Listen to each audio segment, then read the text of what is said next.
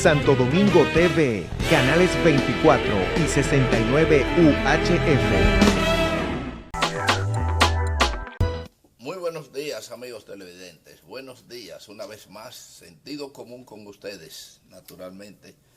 No podría ser sin los técnicos de este canal y con ustedes, que diariamente nos sintonizan. Hoy vamos a conversar sobre un tema del cual somos, a pesar de la edad, neófitos, pero tenemos sentido común. Y de verdad que a veces no me gusta tratar algunos temas con especialistas, porque los especialistas, que son académicos de un área determinada, muchas veces enredan al ciudadano común. El uso del tecnicismo, del lenguaje técnico y de una serie de exposiciones confunden más al que no los entiende. Y en este caso, para mí es importante que la gente entienda, aunque sea indirectamente, lo que uno quiere comunicarles. Y lo que quiero hoy es hablar sobre los préstamos y hablar con el lenguaje de pueblo, porque he traído mucha gente especialista a hablar sobre los préstamos y de verdad que es algo más ignorante que lo que entré. Y yo prefiero hablar con ese lenguaje que nos caracteriza sobre estos temas.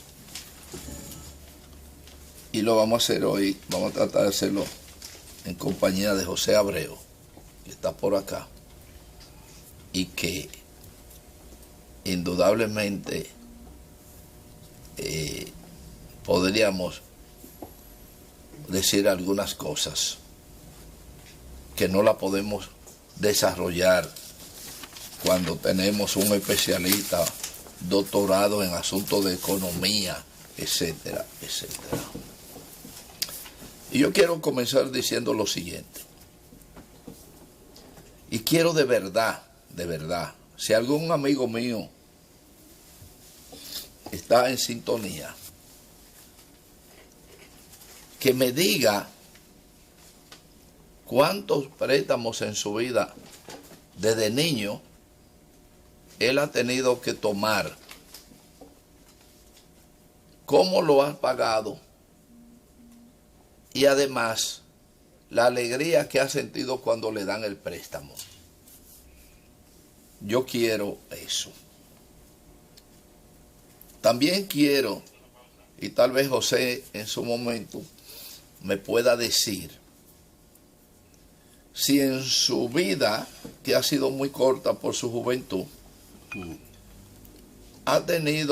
no ha tenido la necesidad de tomar un préstamo, y si lo ha tomado, si lo has pagado, y si ha sentido agradecimiento del préstamo que le han otorgado. Yo quiero saber también quiénes han tenido que coger un préstamo para comprar su casa o un vehículo o poner un negocio.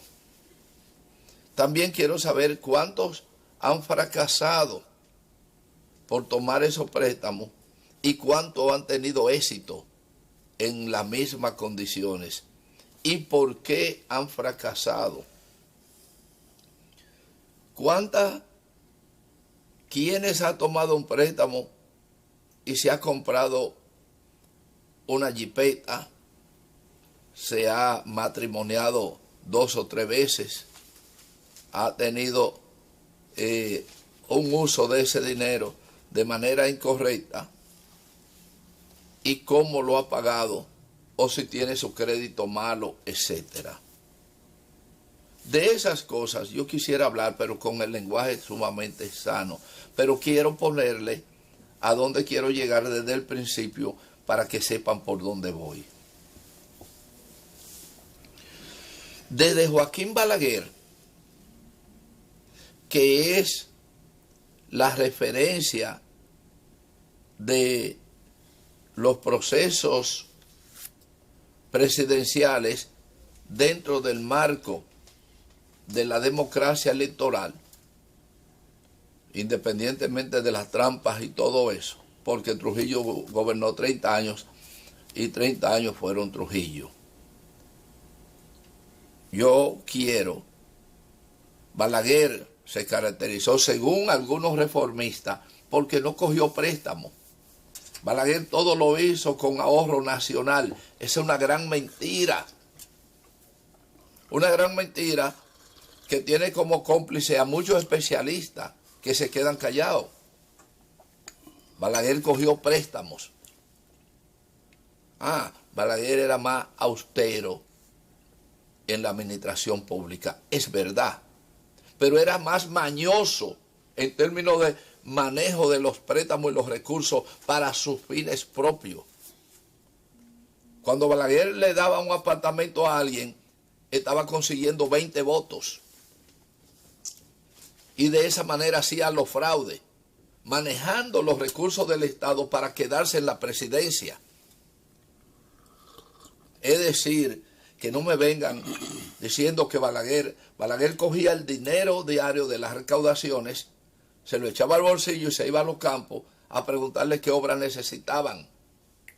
Pero iba a los lugares donde los votos eran lo que rendían, no porque la necesidad real de ese campo era una letrina.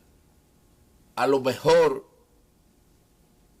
era la represa de un pequeño río, pero él se agolpaba y con una serie de vociferos le victoriaban y entonces hacía las obras. Un gobierno puramente represivo de corte populista. ¿Qué ocurre? Balaguer, que en sus 22 años de gobierno debió haber dejado este país similar a Taiwán, en términos de una economía sólida, sobre el eufemismo de que no se podía coger préstamo porque después cobraban compulsivamente. Claro, si tú no pagas, que la intervención del 16 fue para cobrarse su dinero, claro, porque no se lo pagábamos. Entonces, el tema no es ese, pura y simplemente el préstamo. Y naturalmente, a partir de ahí, todo lo que han hecho los gobiernos sucesivos ha sido tomar préstamo y muy poco a pagar. Hay una excepción entre los pagos. Leonel Fernández en su primer gobierno pagó bastante dinero,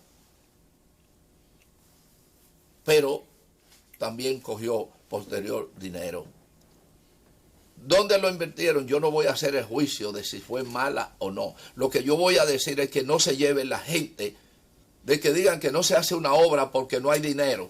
Eso es mentira. De los gobiernos, todos.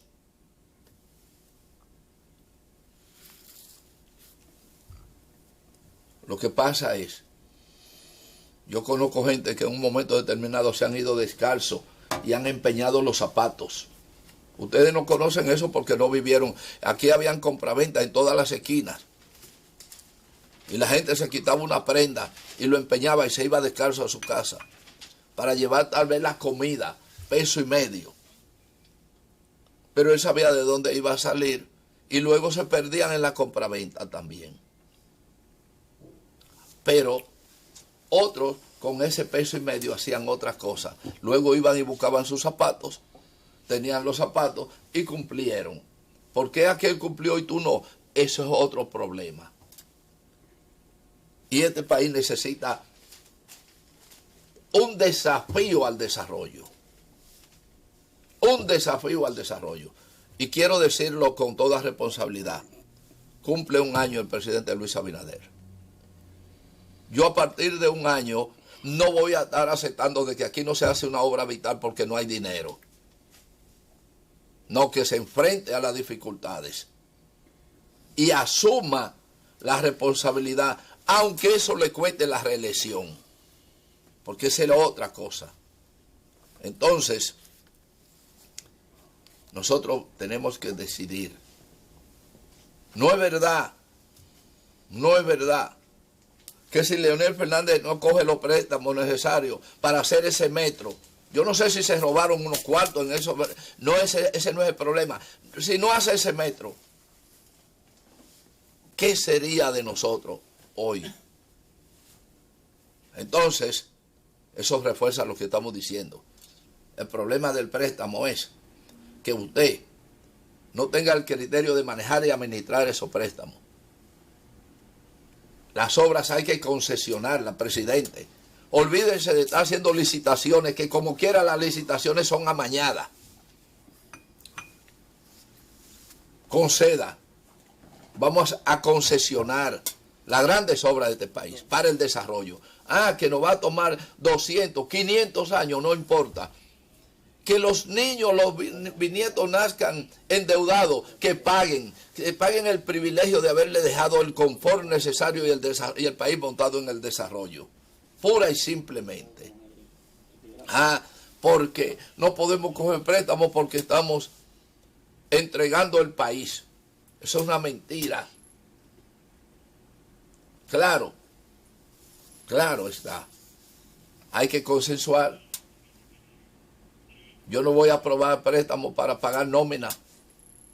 Yo no voy a aprobar préstamos para hacer un paisaje.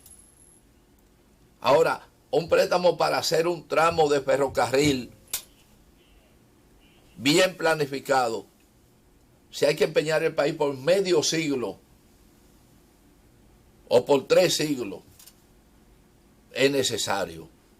Porque además de que dejamos pasar las oportunidades de las grandes inversiones, no vamos a hacer las inversiones necesarias para el desarrollo del país. Y este país no se va a desarrollar sin una infraestructura totalmente desarrollada con visión hacia el futuro. Llámese el ferrocarril nacional, llámese la presa estratégicamente bien situada para recoger las aguas lluvias, todas estas aguas que han caído, que se van al mar. Y hay suficiente estudio. Ya en la era de Trujillo habían 47 estudios para hacer 47 presas internas de tierra en lugares estratégicos donde las aguas serían almacenadas y luego administradas en las sequías. Le estoy hablando desde el 1947, citan esos estudios, el año en que yo nací. Entonces, no es admisible y sentido común no va a aceptar que las obras vitales aquí, por falta de dinero, no se hagan. No es verdad. No es verdad. Lo que sí hay que ver cuántas obras necesitamos recortar para impulsar otras. Sí, probablemente hay obras que no están en turno. Las obras que hay que hacer ahora mismo son las obras prioritarias.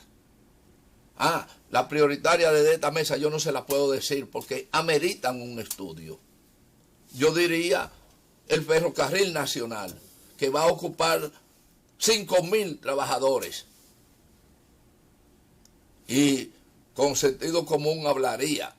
Falta el sentido técnico. ¿Pero por qué el ferrocarril? Pero el ferrocarril lo paga simplemente nuestras negociaciones con Haití. Paga el ferrocarril. Solamente administrando, apartando los beneficios que ganamos entre las negociaciones con Haití, y eso paga el ferrocarril. Digo yo, con el sentido común. Hagámonos de cuenta que esa es una alcancía.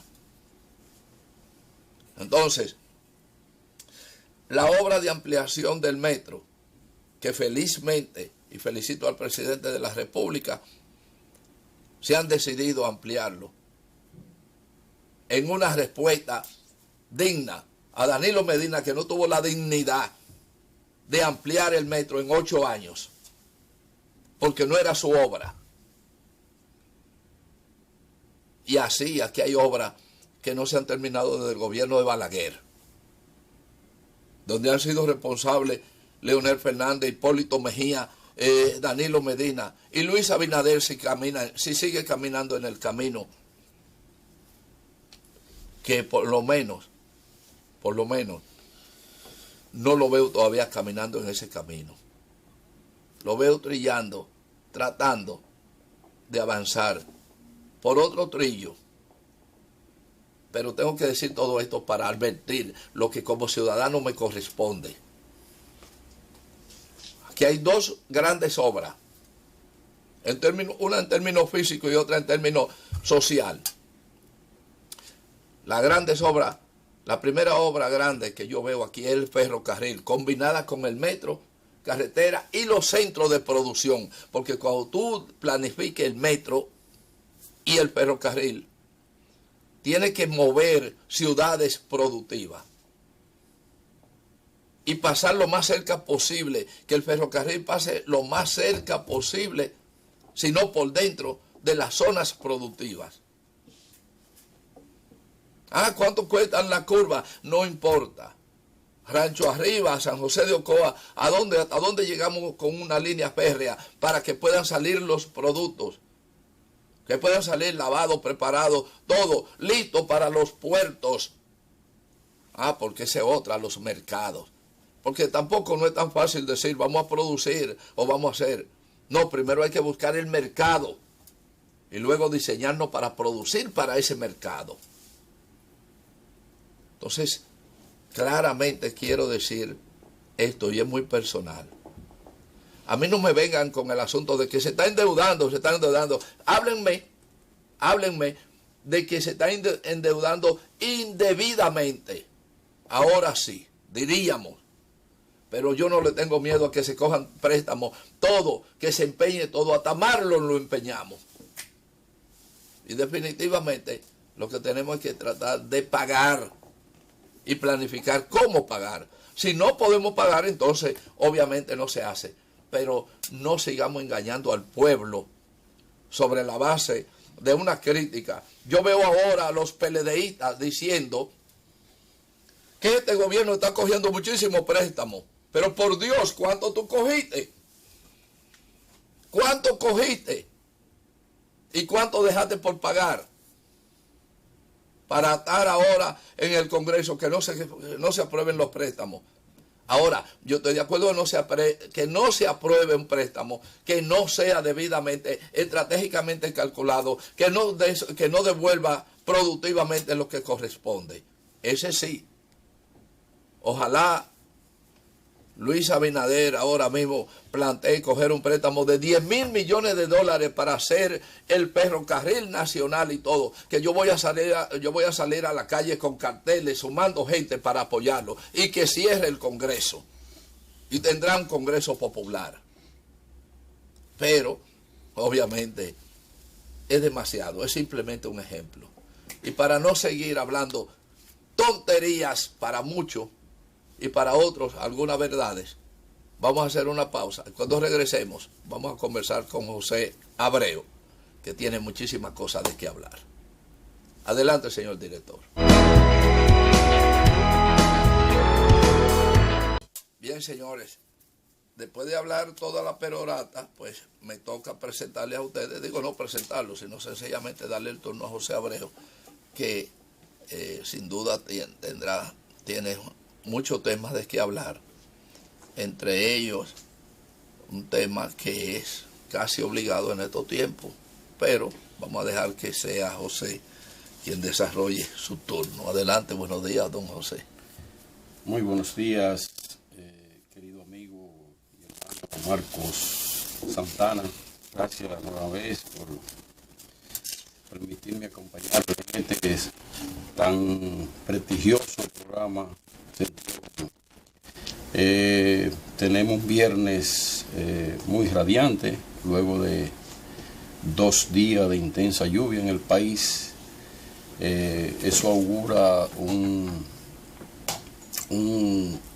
extraordinario fin de semana largo, ya que el próximo lunes, el 16 de agosto, y es feriado en el país. ¿Qué le parece a usted este fin de semana? Bueno, un fin de semana suficientemente largo para pensar en qué hacer, al menos, porque todo el que no tiene la seguridad de su seguridad para él y su familia debe meditar e invertir tiempo para inventar, para innovar y crear. Así es. Así es. Mire, concerniente al tema de los préstamos, esto... Usted se va a ir por ahí también. Bueno, usted introduciendo el tema, hizo mención nuestra. Bueno, está muy bien. Es algo que en realidad preocupa a muchos sectores, si se quiere, como usted señalaba, sectores interesados, sectores políticos que están viendo ahora el endeudamiento cuando ellos duraron 16 años endeudando el país. En muchos de ellos de obras sumamente importantes, y otros que, aunque así no lo contemplaban lo mismo, pero sí todos estamos conscientes de que eran recursos que se eran destinados a cuestiones sin mayores importancias. Tal y como usted señala, don Marcos, nosotros entendemos que el país lleva un desarrollo y que debemos continuar con el mismo. Ahora, los préstamos que el gobierno central está adquiriendo deben de ser destinados para obra sumamente prioritaria. Ese planteamiento que usted hace de la construcción de la red nacional de ferrocarril, eso es algo que viene a revolucionar el desarrollo del país.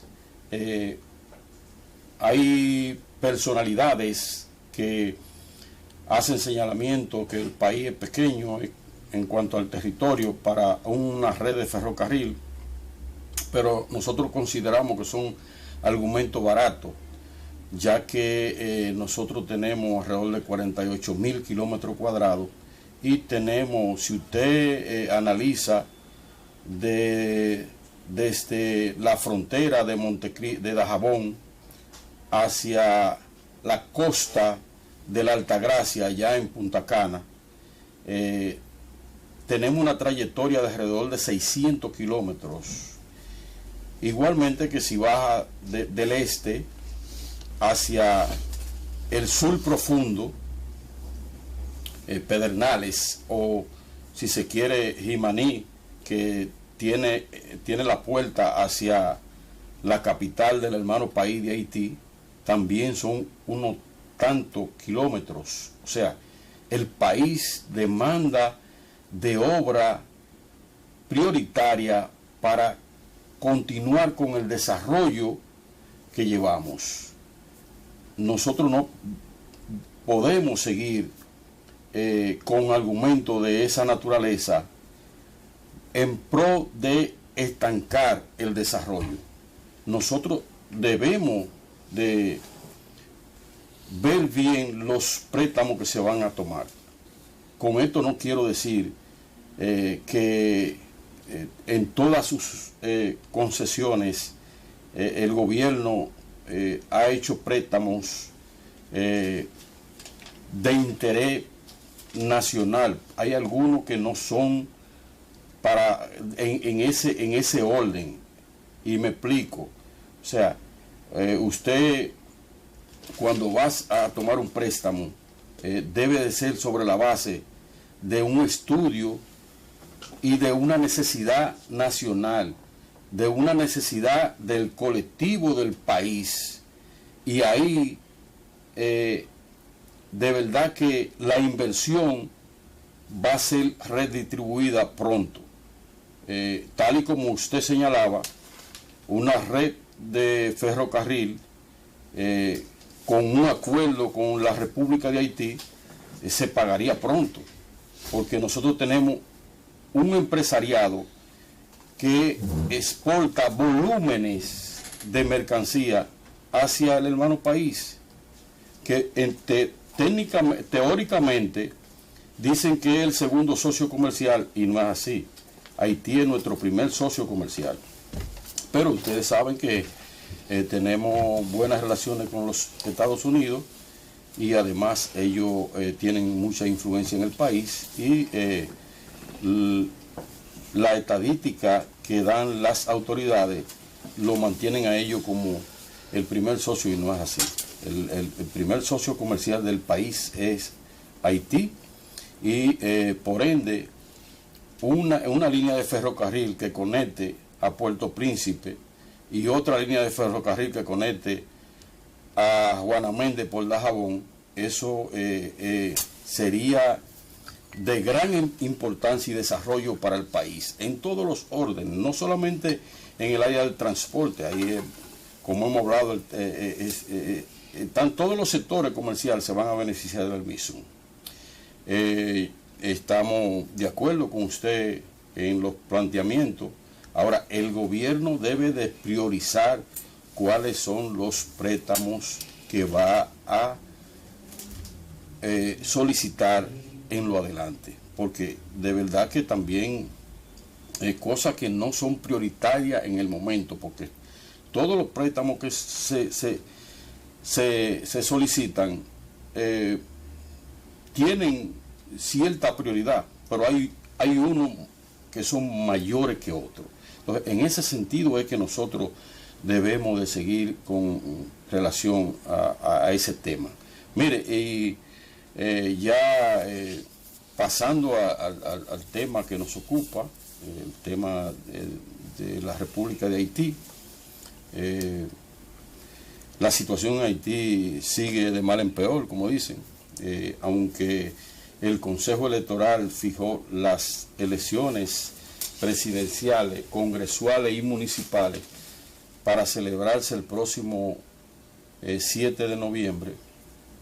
La situación allí es sumamente caótica. Ahora mismo se ha generado una escasez de combustible, no hay combustible en el país.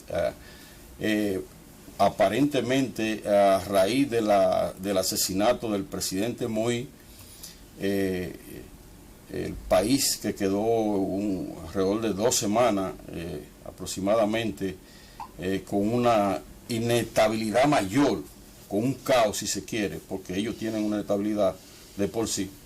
Parece que eso degeneró un descuido y no se adquirieron la cantidad, el volumen de combustible que consume el país, y la situación es caótica. Se ven grandes filas de personas en las estaciones de combustible, y eso, como usted sabe, genera una situación de especulación por un lado, ya que se ha estado vendiendo el galón de gasolina en la calle, como dicen, alrededor de 1.000 gul. 1.000 gul, ¿cuántos son? Vienen siendo alrededor de 700 y tantos pesos dominicanos. ¿Un galón? Sí, en la calle. En la estación de combustible cuesta alrededor de unos 300 y tanto, no tengo el dato preciso, 350. Bueno, casi lo mismo que aquí. No, aquí está a 260, a 260 pesos. Allá cuesta 100 y pico de pesos más dominicanos que aquí. Entonces, tras esta situación, que también es si se quiere, una bomba de tiempo, porque usted tiene miles de personas que se han dedicado a este negocio, y eso también es un alto riesgo para la población, ya que muchos de ellos lo compran el combustible en envase no apropiado. Y en ese sentido, en el día de ayer, el jueves 12 de agosto, el fiscal general de Puerto Príncipe resolutó la prohibición de la venta en ese tipo de envase. O sea, ese generalmente es combustible de contrabando. No un combustible de contrabando, un combustible adquirido en las estaciones de gasolina aquí. En Haití. Ah, bueno. En Haití. Ok. En Haití, entonces, tras la situación, la escasez. Porque hace un tiempo, recuerdo que mucha gente incluso se hizo muy rico vendiendo combustible de aquí para Haití. Sí, siempre ha existido esa práctica, pero eso en menor proporción, en pequeña proporción, en los pueblos que están en la línea fronteriza. O sea, una gran cantidad de ciudadanos que viven, por ejemplo, en Font-Palicien, que queda luego de Malpaz, y que viven en Grantier, y que viven en Coadebuqué, son pueblos que están luego de Malpaz, van a Jimaní a comprar combustible y lo venden en Haití. Por eso es en una cantidad pequeña. Entonces, volviendo al tema, la prohibición de la venta en envases que no son adecuados, ellos le venden combustible en envase plástico, pero el envase plástico que es construido para tales fines. O sea, usted sabe que hay un envase plástico de 1 galón, de 2 galones, 5 galones, que es construido propiamente para envasar combustible. En ese ellos se lo venden. Lo que no venden es en esos galones común y corriente. Entonces, esa fue una resolución de ayer del fiscal general, previo a esa resolución, en todo el trayecto de la semana, recurrir de la semana, de esta semana y la semana pasada, hubieron apresamientos de la Fiscalía apoyada por agentes de la Policía Nacional en diferentes puntos de Puerto Príncipe, tal como en la ruta de Delma, la avenida de Delma, en la Yan de Salín, en Canapebé, en la ruta, la carretera que va al norte del país, y en otros poblados hubieron apresamientos, y esto generó la decisión del fiscal ayer de resolutar esa orden prohibiendo la venta. En lo que concierne a la situación política en sentido general,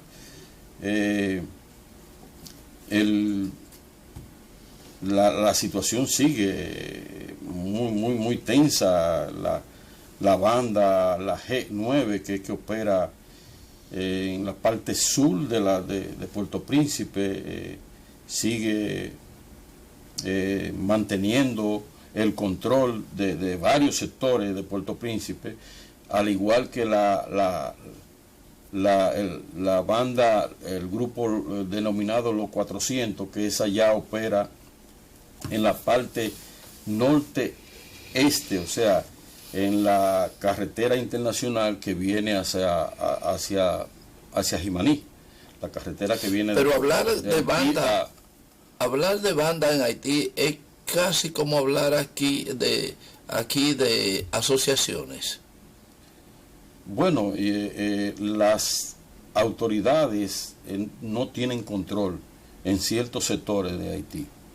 O sea, nosotros hemos dicho aquí en reiteradas ocasiones que la banda G9 tiene el control de Matizán, del barrio de Matizán, desde el 1 de junio de este año. Desde ese día, 1 de junio, ellos tienen el control total del barrio, y unas 1.200 familias están viviendo, lo he dicho reiteradas veces aquí. Sí, estamos en una, si todo el en mundo una cancha deportiva. Pero todo el mundo conoce esa banda. Claro, todo el mundo conoce esa banda. Eso es de conocimiento público y ellos operan públicamente. O sea, y la Policía Nacional no tiene capacidad para entrar ahí. Recuérdese que creo que fue en el mes de abril de este año, ellos secuestraron una unidad blindada de la policía y mataron a sus ocupantes, a 2 de ellos. La Policía Nacional nunca encontró los cadáveres de esos agentes y todavía ellos mantienen en su poder ese vehículo blindado. O sea, la situación de Haití, por eso yo siempre soy recurrente en la parte de la delincuencia, porque en los medios internacionales solo se ven la noticia de la situación política, ¿entiendes? Y la situación que me oye el problema es la situación de la inseguridad. Bien, vamos a hacer una pausa y retornaremos con más y José Abreu. Bien, señores, qué pena que en el Caribe insular hayan tantos problemas que no son problemas nativos, algunos, otros sí, pero que varios de esos problemas son de facturación extranjera, obedeciendo a intereses de otras grandes naciones, y no tenemos la capacidad de resolver problemas que son de orden en cada uno de nuestros países, pero especialmente en la República Dominicana, que tenemos algunos desórdenes en ese sentido, y en Haití, porque mucha gente dice, bueno, pero eso en Haití. El problema es, lamentablemente, que Haití es un hermano siamés y no hay cirujano que lo pueda separar. Así es. Entonces, el parasitismo de Haití de alguna manera transmite aquí, y por eso es que hay que abogar, hay que insistir de alguna forma, en los cónclaves, en los congresos, etcétera, porque en Haití haya una normalización, porque si en Haití cada día el desorden es el alimento de la gente, pues obviamente que nosotros tendremos por lo menos que invertir en nuestra seguridad contra todo eso. Pero cada día estoy convencido, José, de que los pasos que han dado los gobiernos, el Estado Dominicano, sobre el tema de la frontera y la preservación de nuestro orden mediante una política correcta, conciliadora, pero rígida en términos de la ley, nosotros no tendremos otra manera que no sea vivir del sobresalto. Porque hay algo que yo no he comprendido, a lo mejor tú me puedas decir. Mataron a un presidente en Haití. ¿Cómo nos aseguramos de que los autores de eso y otros actos vandálicos no vengan y traspasen la frontera con la facilidad que entendemos que pueden pasar los haitianos para la República Dominicana? Entonces, ese siempre ha sido...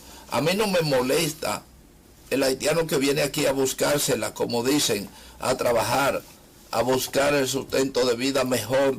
A mí me molesta o me preocupa que ese haitiano formado en la delincuencia en su país venga aquí a imponer con rigor sus actos, o muchas veces a disfrutar del dinero que han podido conseguir allí y viven aquí, algunos en grandes mansiones. Así es. Eso me preocupa. Sí, mira, es un tema delicado, un tema sumamente delicado. Tal y como usted señala, esa frontera nuestra es muy vulnerable. Muchos de ellos residen en el país, lo que las autoridades nuestras deben de siempre estar dando seguimiento bien de cerca. Pero mírese, con relación a Haití, no todo está perdido. Nosotros el lunes y martes estuvimos en Juana Méndez, estuvimos allí invitados por CODEVI. CODEVI es el parque de zona franca del Grupo M, que lo preside el señor Fernando Capellán. O sea, CODEVI es un parque de zona franca que inició hace 18 años, en el 2003, y al momento tiene una generación de 15.000 empleos. CODEVI tiene 15.000 empleos. 15.000 empleos. CODEVI es algo mixto, parte de las instalaciones están en territorio dominicano y otra en territorio haitiano. Las naves de zona franca quedan en el territorio haitiano. Hay una división en la frontera, dentro de ellos, del parque. Ellos tienen una división, lo que indica que de ahí hacia allá es Haití, de ahí para acá es Dominicana. La parte administrativa y el hotel de alojamiento y eso están en territorio dominicano. Una 23 empresas están instaladas. Ellos se dedican a la confección de polocher, gorra, entre otras cosas. Hay 15.000 empleos, pero indirectamente la tela con la que confeccionan esa prenda son cortadas en la zona franca de Bonao, en la zona franca de las Américas y en la zona franca de Santiago, que en su totalidad rondan los 5.000 empleos. O sea, el procesar esa tela para la construcción de las prendas que ellos ya terminan en Juana Méndez, se hacen en esa zona franca. Allá solamente se ensamblan. ¿Ve? Entonces, porque eso está con una ley que tiene Estados Unidos especial para Haití, y esas mercancías entran al territorio norteamericano sin pagar aranceles, o sea, no pagan impuestos, pero deben de ser terminadas en el parque en ese parque de zona franca. ¿Ve? Entonces, en una de las empresas trabajan 1.800 operadores simultáneamente. Usted entra a esa nave y usted ve 1.800 personas, en su mayoría mujeres, trabajando, sentados en su máquina trabajando. Eso es algo... ¿De qué nacionalidad? De los 15.000 empleados, buena la pregunta, 14.100 son de nacionalidad haitiana. CODEVI ha impactado positivamente tanto a Juana Méndez como a Dajabón. ¿Por qué? Porque a la hora que los empleados, en sentido general, tanto los haitianos, que cobran en moneda de GUL, porque ellos están trabajando en Haití, ¿entiendes? Estamos hablando del 90% son haitianos. Sí, el 90% son haitianos. Alrededor de 800 de ellos son dominicanos, que trabajan en la parte técnica y esas cosas. Y hay de diferentes nacionalidades, chinos, hindúes, muchísimos. Entonces, al momento que ellos cobran, pues se van a la frontera de Dajabón y vienen a comprar, ¿entiendes? O sea que por eso que impacta positivamente. Dice el señor capellán que cuando ellos iniciaron en Dajabón había un banco y ya hay 3. En Juana Méndez no había y ya hay banco. O sea, eso es algo que hay que ir a ver. Cuando iniciaron en el año 2003, los nacionales haitianos entraban caminando al parque, entraban de Juana Méndez porque hay una puerta por Dajabón y una puerta por Juana Méndez. Los nacionales que trabajan que son operarios de máquina, en su gran mayoría, ese es el grueso del personal, entra por Juana Méndez porque vive en Juana Méndez. Y ese personal, si quiere, no se queda de este lado. No, porque el personal no sale, no cruza territorio dominicano, porque es un empleado de la empresa. Entonces le es prohibido. ¿Y qué divide? Bueno, divide el río y divide una margen en la parte de la tierra, una franja, pero ellos cuando entran son empleados de la empresa. Son galpones individuales. Son naves individuales, pero el parque es grande. Ok. Sumamente grande. Entonces, para usted cruzar a territorio dominicano por el parque, tiene que ser con la autorización de la empresa que no la da. Entonces, para usted ir a Dajabón, usted tiene que salir, o sale por el parque. Y los dominicanos, los ejecutivos, pasan por el parque. Claro, porque eso tiene una ley especial y usted camina y ya está. Perfecto. Y hay ejecutivos haitianos que pasan también. Es decir, en el caso laboral, hay un tránsito interno. Sí, porque es que es una conexión. El parque, cuando usted entra al parque, ya es unitario, aunque están los dos países, pero ya cuando usted entra ahí, usted entró y ahí las normativas son de CODEVI. Okay. La normativa la da CODEVI. Entonces, pero ya usted está dentro del parque. Ahora, si usted como ciudadano dominicano, usted quiere ir a Haití, usted tiene que ir por la parte fuera del parque. ¿Y el administrador general de CODEVI o el director general, quién es? El presidente de CODEVI. El presidente del señor CODEVI, Fernando Capellán, que es el presidente del Grupo M, que tiene varias décadas en Santiago. Estas son cosas interesantes que no se divulgan mucho. Sencillamente se dice, pero explicaciones como esta que estamos dando y que vamos a seguir dando. Sí, el tema es largo, el tema falta mucho. Lamentablemente no tenemos tiempo para más porque Marlon se quiere ir. Ya los técnicos, desde que trabajan 45 minutos, ya ellos piensan que trabajaron la jornada completa. Y por eso es que necesitamos gente que trabaje mucho más tiempo. Vamos a ver si lo conseguimos de Haití, probablemente. Y entonces sustituiremos a algunos de nuestros trabajadores aquí, técnicos y todo, por haitianos que nos dan más tiempo, están más necesitados económicamente y entonces así podemos explotarlo mejor. Pero de todas maneras, señores, ha sido todo por hoy. Vamos a invitarlos a que la próxima semana estén con nosotros, una vez más, en Sentido Común.